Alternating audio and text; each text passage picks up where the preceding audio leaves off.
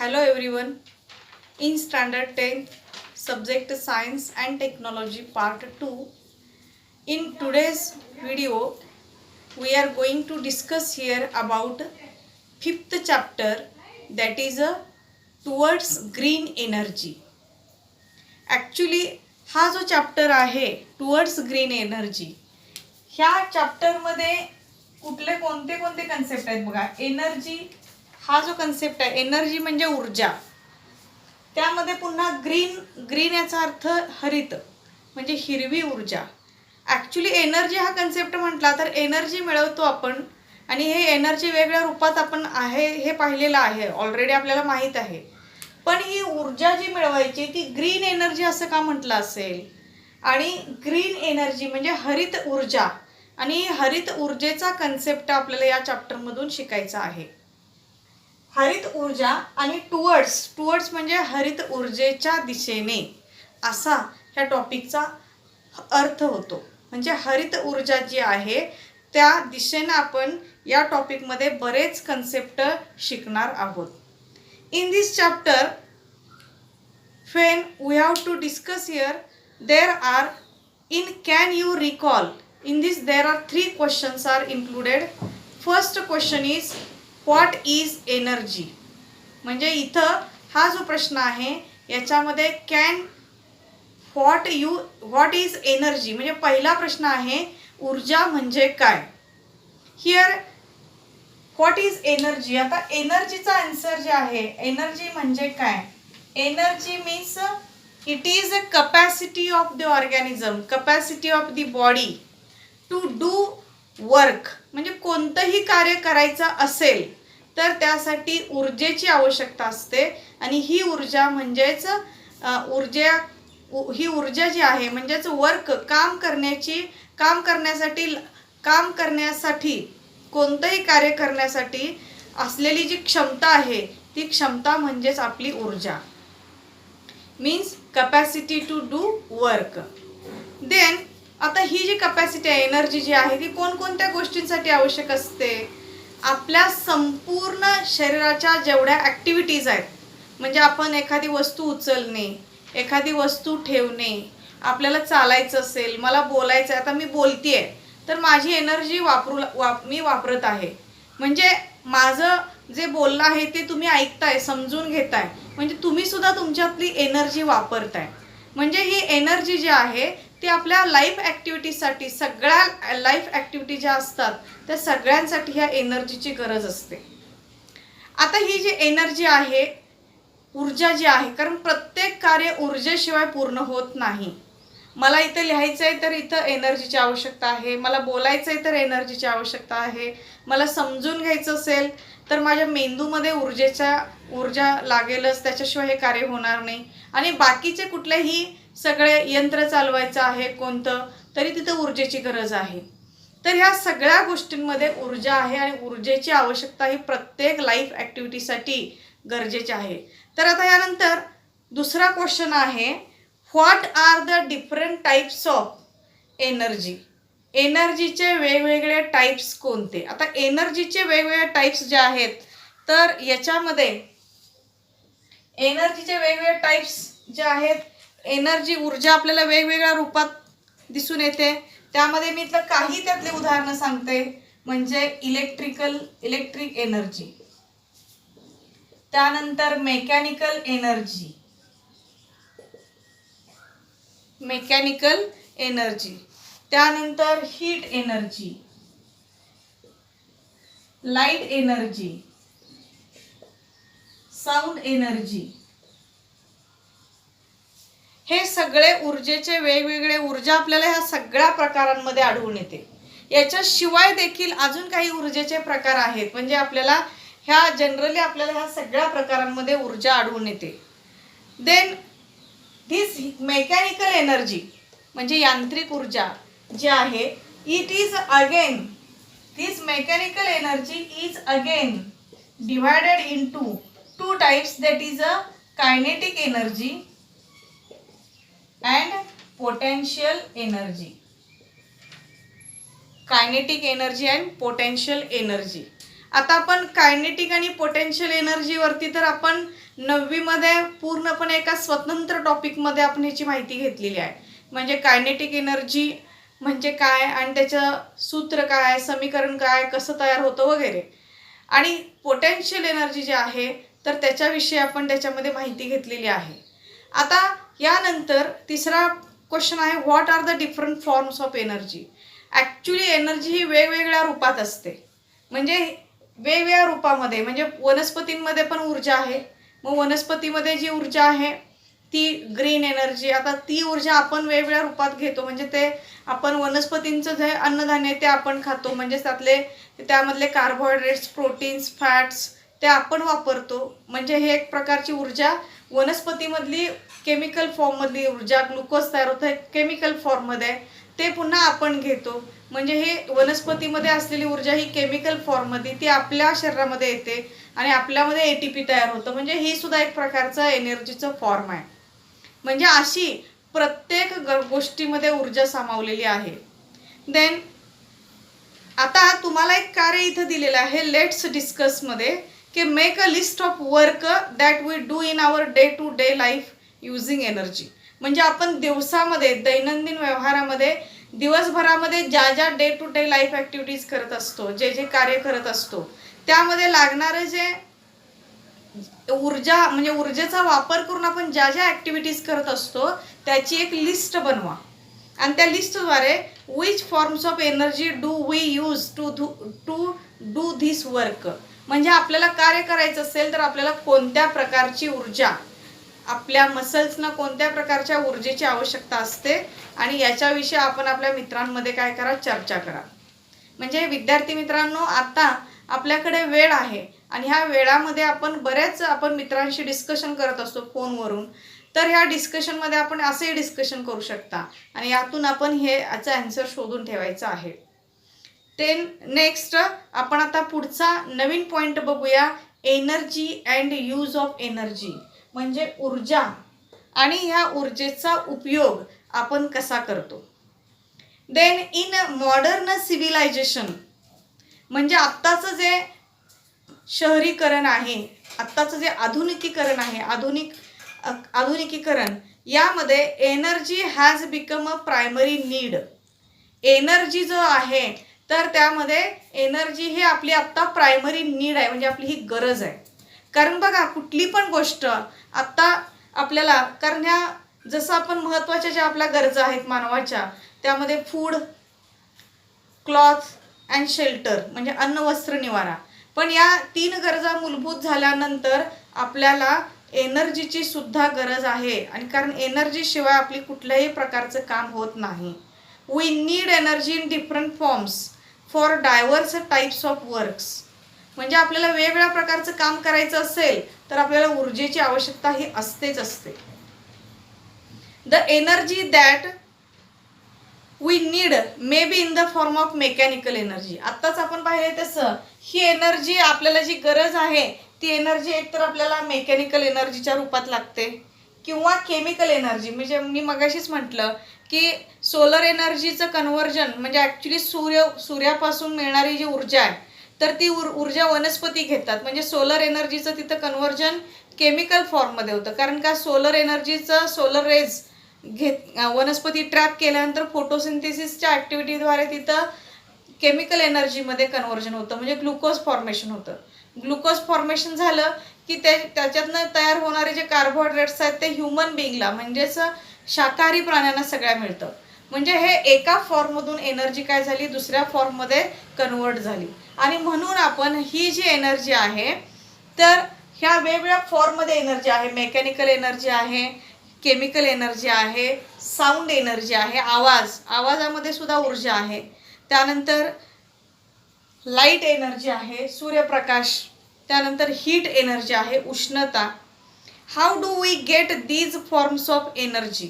आता ह्या सगळ्या वेगवेगळ्या प्रकारातले जे ऊर्जा आहेत ते आपण कशा पद्धतीने मिळवतो. आता याच्यासाठी आपण नेहमी, आपल्याला एक बेसिक, आपल्याकडे एक प्रयोग आपण नेहमी करतो, तो म्हणजे आपण सूर्यापासून येणारे जे प्रकाश किरण आहेत ते आपण लेन्सद्वारे, म्हणजे आपण भिंगाद्वारे काय करतो, एका कागदावरती सोलर रेज काय करतो, एकवटतो.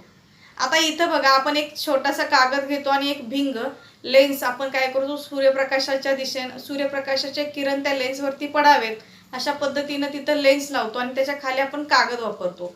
ते सूर्यप्रकाशाचे किरण तिथं एकवटतात आणि त्याच्यापासून त्या कागदावरती जिथं फोकस झालेलं असतं त्या ठिकाणी काय होतं, हळूहळू कागद काय होतो, सूर्यप्रकाशाच्या किरणांना काय होतं, जळायला लागतो. आता इथं काय झालं बघा, हा छोटासा एक्सपेरिमेंट आहे. या एक्सपेरिमेंटमध्ये काय झालं, सोलर रेज आहेत. सोलर रेज म्हणजे ही लाईट एनर्जी आहे किंवा सोलर एनर्जी आहे. ते सोलर एनर्जीचं कन्व्हर्जन, आता तो तर कागद ज्या भागावरती हे सोलर रेज पडले त्या भागामध्ये काय झाला, कागद जळाला. याचा अर्थ काय झालं, तिथं उष्णता निर्माण झाली. म्हणजे उष्णता म्हणजे हीट एनर्जीमध्ये त्याचं कन्व्हर्जन झालं. म्हणजेच काय झालं, इथं सोलर एनर्जीचं कन्व्हर्जन, लाईट एनर्जीचं कन्व्हर्जन इथं काय झालं, हीट एनर्जीमध्ये झालं. म्हणजे उष्णतेमध्ये ते रूपांतरित झालं. म्हणजे इथं सुद्धा काय झालं, एनर्जीचं ट्रान्सफॉर्मेशन झालं. लक्षात येते तुम्हाला?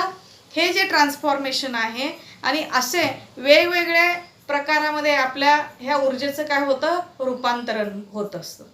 आता याच्यासाठी अजून आपण पुढे जाऊया. ह्यामध्ये आपण मेक अ टेबल, आपल्याला एक टेबल तयार करायचं आहे based on forms of energy.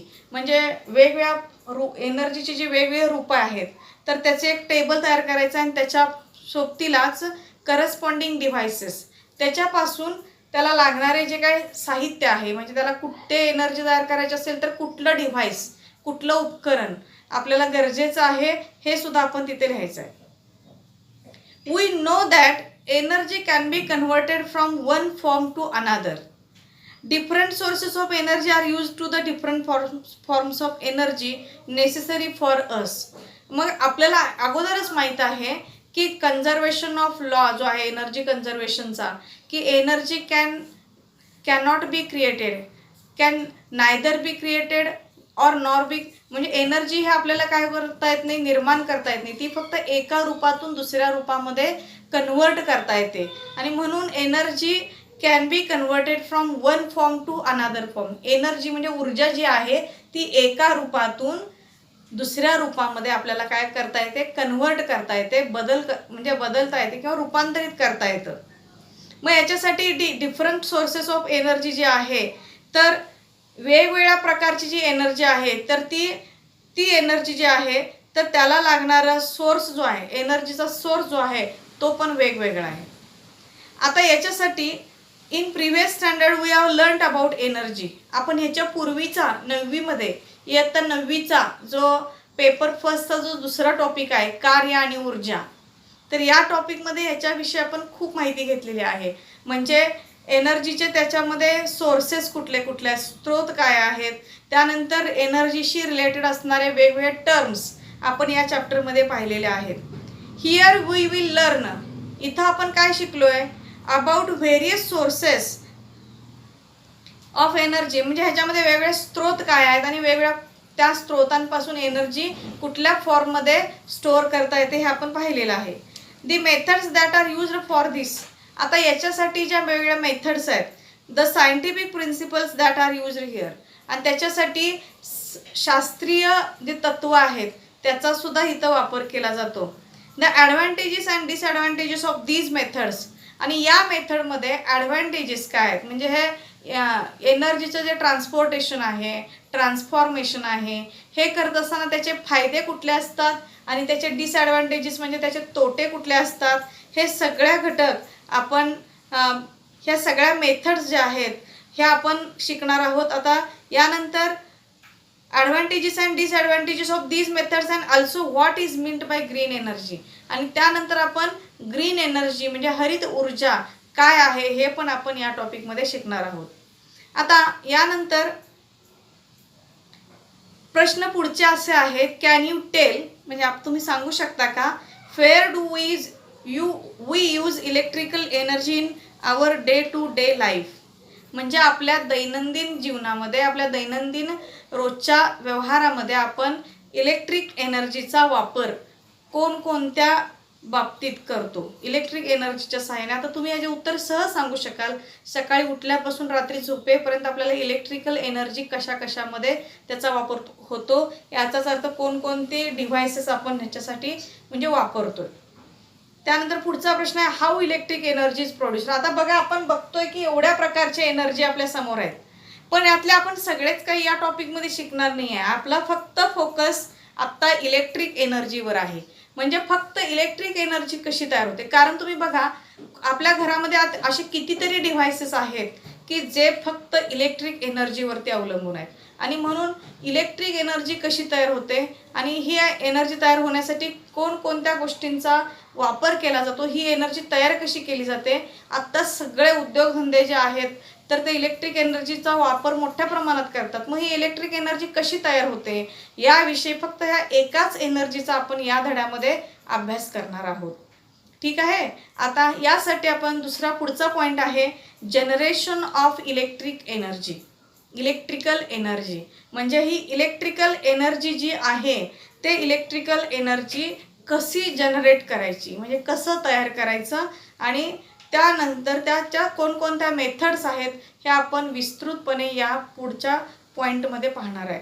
आता याच्यासाठी मोस्ट ऑफ दी म्हणजे आपण पुढचा जो पॉईंट आहे जनरेशन ऑफ इलेक्ट्रिकल एनर्जी म्हणजे यातले फक्त आपण इलेक्ट्रिक एनर्जीचा वापर म्हणजे अभ्यास करणार आहे. आता यासाठी आपण ह्या इलेक्ट्रिक एनर्जीचं जनरेशन कसं आहे ते आपण बघूया.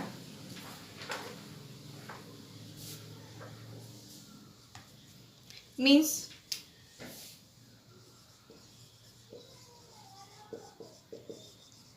Generation of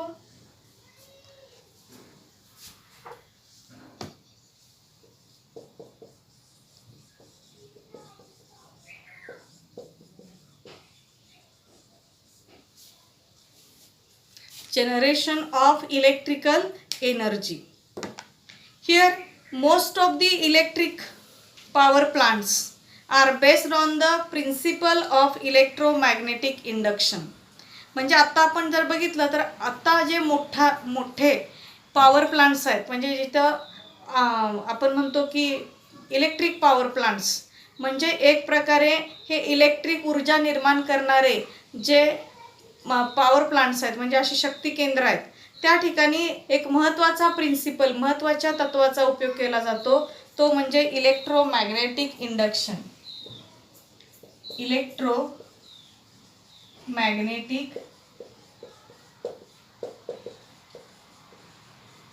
induction. आता याच्यामध्ये जे शब्द आहेत ते कसे आहेत बघा.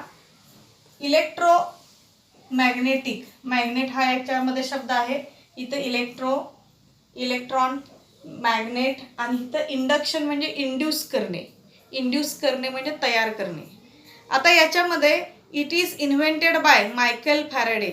याचा शोध जो आहे तो मायकल फॅरेडे ह्या भौतिकशास्त्रज्ञांनी केलेला आहे. अकॉर्डिंग टू धिस प्रिन्सिपल या प्रिन्सिपल म्हणजे हे जे इलेक्ट्रोमॅग्नेटिक इंडक्शन आहे याच्या पाठीमागचं जे प्रिन्सिपल आहे whenever magnetic field around a conductor changes a potential difference is generated across the conductor. म्हणजे या तत्वाद्वारे मॅग्नेटिक फील्ड जे तयार होतं अराउंड अ कंडक्टर म्हणजे कंडक्टरच्या भोवताली जे मॅग्नेटिक फील्ड तयार होतं तर त्या फील्डमध्ये a potential difference is generated across the conductor. तर तिथं पोटेन्शियल डिफरन्स तयार होतो आणि तो पोटेन्शियल डिफरन्स म्हणजेच तिथं करंट तयार होतो. त्या कंडक्टरच्या भोवताली जो करंट तयार होतो त्यालाच आपण काय म्हणायचं आहे इलेक्ट्रोमॅग्नेटिक इंडक्शन. म्हणजे मॅग्नेटिक फील्ड म्हणजे आता हा जो शब्द आहे मॅग्नेटिक फील्ड चुंबकीय क्षेत्र, त्यानंतर कंडक्टर म्हणजे वाहक, त्यानंतर पोटेन्शियल डिफरन्सचा अर्थ आहे इथं करंट, इलेक्ट्रिक करंट. आता हे सगळे कन्सेप्ट शिकण्यापूर्वी आपल्याला मॅग्नेटिक फील्ड कसा तयार होतो हे मी थोडक्यात सांगते. आता फॉर एक्झाम्पल आपण कोणताही एक मॅग्नेट घेतला म्हणजेच आपण मॅग्नेट घेतला तर त्या मॅग्नेटमध्ये आता समजा हा पट्टी चुंबक आहे बार मॅग्नेट. ह्या बार मॅग्नेटचे काय असतात दोन पोल आहेत नॉर्थ आणि साऊथ म्हणजे ही उत्तर दिशा ही दक्षिण दिशा. आता नेहमी मॅग्नेटिक लाईन्स ऑफ फोर्स जे असतात ते नेहमी हे तत्व आहे की मॅग्नेटिक लाईन्स ऑफ फोर्स हे नॉर्थ दिशेला तयार होतात आणि ते साऊथ दिशेला जातात. म्हणजे याचा मार्ग जो आहे तो नॉर्थकडे हे तयार होतात आणि साऊथकडे जातात. याच पद्धतीनं म्हणजे इथं काय झालं की हे नॉर्थकडून हे मॅग्नेटिक लाईन्स काय होतात साऊथकडे जातात, म्हणजे या दिशेला जातात, साऊथ पोलकडे. म्हणजे हे नेहमी जनरेट होतात ते नॉर्थकडेच आणि ते जाऊन मिळतात ते साऊथ पोलला. म्हणजे हा त्याचं हे जे त्याचं मार्गक्रमण आहे, ह्या मार्गक्रमणामुळं ह्या एरियामध्ये तो जेवढ्या एरियामध्ये हे मॅग्नेटिक लाईन्स ऑफ फोर्स तयार होतात तो एरिया म्हणजेच मॅग्नेटिक फील्ड आहे. म्हणजे आता हे मॅग्नेट आहे आणि ह्या मॅग्नेट पासून हे चुंबकामुळे जेवढ्या क्षेत्रामध्ये ह्या चुंबकीय बलरेषा तयार होतात त्यात तेवढं क्षेत्र हे झालं काय झालं याचं मॅग्नेटिक फील्ड. आता यानंतर the field around a conductor can be changed in 2 ways if a conductor is stationery and the magnet is rotating. आता इथं आपण हे झालं मॅग्नेटिक फील्ड. आता याच्यानंतर आपण समजा असे जेव्हा मॅग्नेट आपण लावतो आणि त्या मॅग्नेटिक फील्डमध्ये आपण ह्या मॅग्नेटिक फील्डमध्ये समजा आपण इथे एक मेटलचा काय केला रॉड लावला, तर मेटलच्या रॉडमध्ये सुद्धा म्हणजे आता इथं हे मॅग्नेटिक लाईन्स ऑफ फोर्सचा परिणाम ह्या मेटल रॉडवरती पण होणार आहे, म्हणजे धातूच्या रॉडवरती पण होणार आहे. आणि त्यामुळं इथं मॅग्नेटिक फील्ड जे आहे याचा परिणाम हा याच्यावरती पण होतो आणि हा सुद्धा याच्यावरती काय होतो मॅग्नेटिक फील्डचा परिणाम होऊन याच्यामध्ये सुद्धा याच्यामध्ये मॅग्नेटिक फील्ड काय होते तयार होते. आणि यामुळं काय होतं की चुंबकीय क्षेत्र तयार झाल्यामुळं हा सुद्धा काय करतो एनर्जी कंडक्ट करू शकतो. आता यामध्ये काही वेळेला हा जो मॅग्नेटिक कंडक्टर आहे हा काही वेळेला स्टेशनरी असतो आणि काही वेळेला मॅग्नेट रोटेटिंग असतात. म्हणजे काही वेळेला काय केलं जातं की आता उदाहरणार्थ आपण हा मेटल कंडक्टर इथं ठेवलाय, मेटल हा समजा इथं ठेवलाय आणि इथं साईडला आपण मॅग्नेट लावले दोन्हीकडं.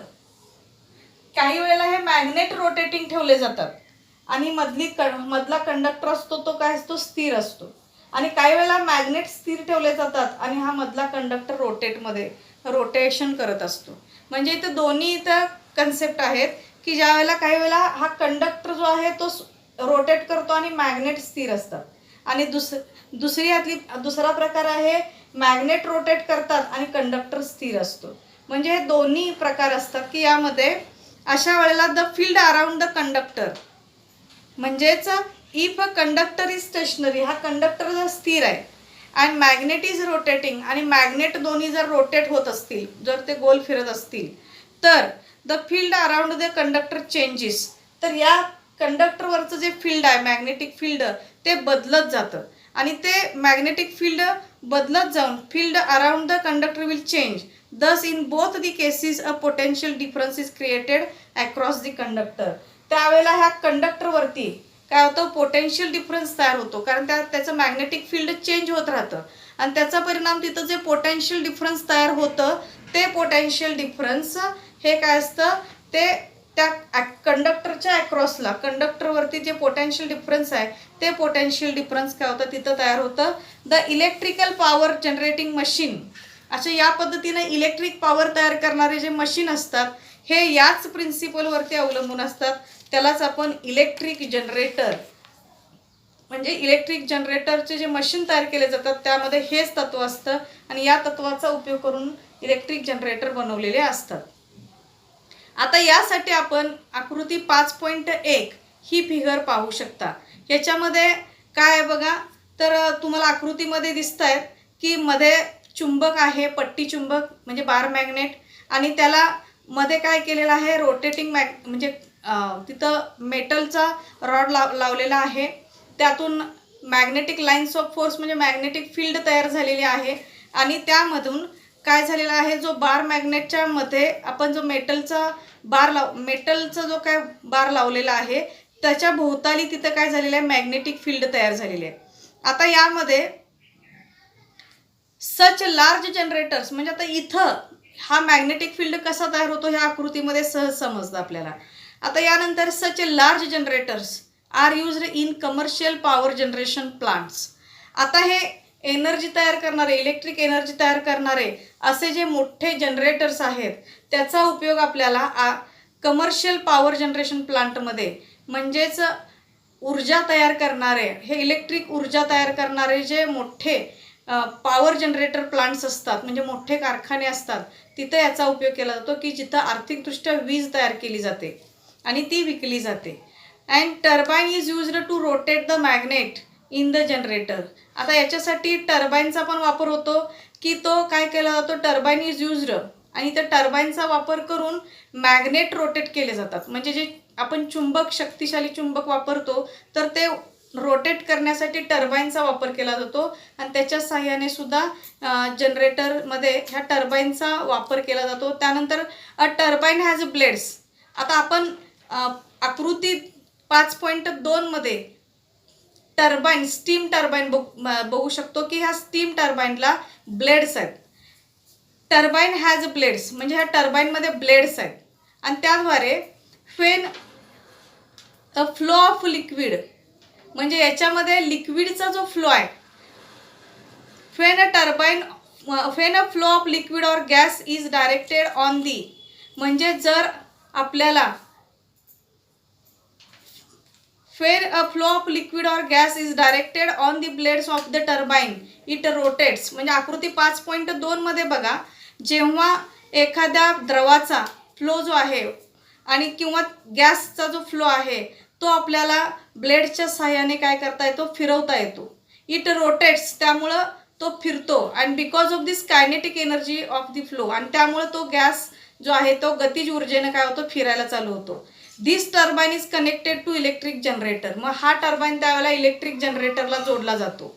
त्यामुळं thus a magnet in electrical generator starts rotating, आणि त्यामुळे इलेक्ट्रिक जनरेटरमधला मॅग्नेट जो आहे तो रोटेट व्हायला चालू होतो, गोलाकार फिरायला चालू होतो आणि इलेक्ट्रिक एनर्जी त्यापासून तयार होते. आणि या पद्धतीने ह्याच्यामध्ये इलेक्ट्रिक एनर्जी म्हणजे विद्युत ऊर्जा तयार होते.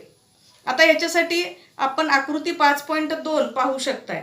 आता त्यानंतर this method of electric energy generation can be represented as below. म्हणजे आता ॲक्च्युली इथं आपल्याला आकृती 5.3 मध्ये स्कीमॅटिक ऑफ इलेक्ट्रिक जनरेटर, म्हणजे याच्यासाठी आकृती 5.3 आपण पाहू शकताय. याच्यामध्ये काय आहे बघा, ह्या आकृतीमध्ये आपण पाहिलं तर रोटेटिंग इलेक्ट्रिक मॅग्नेट आहे. म्हणजे इथं इलेक्ट्रिक मॅग्नेट जो आहे तो रोटेट होणार आहे, मॅग्नेट हा फिरणारा आहे. आणि त्यामध्ये त्याच्यापासून इलेक्ट्रिक जनरेट कसं होतं, तर ह्याच्यासाठी टू जनरेट इलेक्ट्रिसिटी, आपल्याला इलेक्ट्रिसिटी जनरेट करायची असेल तर it is based on the electromagnetic principle. Means it is based on, म्हणजे हे इलेक्ट्रोमॅग्नेटिक इंडक्शनच्या प्रिन्सिपलवरती अवलंबून असतं. वी नीड अ जनरेटर, तर याच्यासाठी आपल्याला गरज आहे एका जनरेटरची. To rotate the generator we need a turbine. आता आपल्याला ह्याच्यासाठी जनरेटरची गरज आहे, पण जनरेटर रोटेट करण्यासाठी पुन्हा आपल्याला टर्बाईनची आवश्यकता आहे. And to drive the turbine, आणि टर्बाईनला ड्राईव्ह करायचं असेल म्हणजे टर्बाईनला फिरवायचं असेल तर आपल्याला पुन्हा एका एनर्जी सोर्सचा म्हणजे एका ऊर्जेच्या स्रोताची गरज आहे. आता यासाठी based on which type of energy source is used to rotate the turbine. मग आता ते टर्बाईन फिरवायचं असेल तर कोणत्या प्रकारची एनर्जी तिथं वापरली पाहिजे, म्हणजे कुठल्या एनर्जीचा सोर्स वापरला पाहिजे. There are different types of power generating stations. आता हे नेमकी कोणती एनर्जी तिथं आपल्याला टर्बाईन फिरवायचं असेल तर कोणती एनर्जी वापरायला पाहिजे, तर याच्यासाठी वेगवेगळ्या प्रकारचे पॉवर जनरेटिंग स्टेशन्स आहेत. म्हणजे वेगवेगळ्या प्रकारचे ऊर्जा निर्माण पॉवर जनरेटिंग स्टेशन्स, म्हणजे ॲक्च्युली आता इथं शक्ती केंद्र आहेत की ज्याच्यानं आपल्याला टर्बाईन फिरवता येतं. The design of the turbine used, आणि त्याच्यामध्ये टर्बाईनच्या डिझाईननुसार डिझाईनचा पण तिथं वापर केला जातो. In different types of power station is also different, आणि त्यामुळं टर्बाईननुसार त्याच्या स्ट्रक्चरनुसार इथं पॉवर स्टेशनसुद्धा वेगवेगळे आहेत. आणि म्हणून हा जो फ्लो चार्ट आहे त्या फ्लो चार्टमध्ये proper energy source to run turbine, म्हणजे आपल्याला पहिल्यांदा टर्बाईन फिरवायचं असेल तर प्रॉपर एनर्जी सोर्स पाहिजे. म्हणजे तो विंड एनर्जी असेल किंवा टायडल एनर्जी असेल.